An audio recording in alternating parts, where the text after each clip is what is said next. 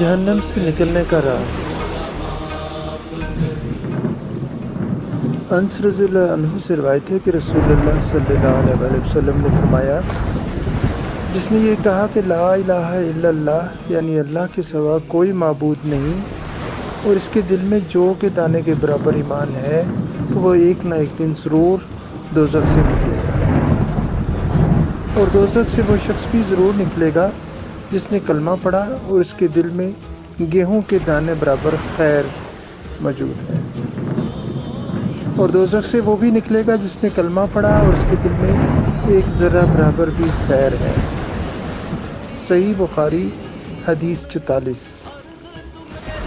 اگر آپ نے ابھی تک میرا چینل سبسکرائب نہیں کیا ہے تو ابھی سبسکرائب کریں۔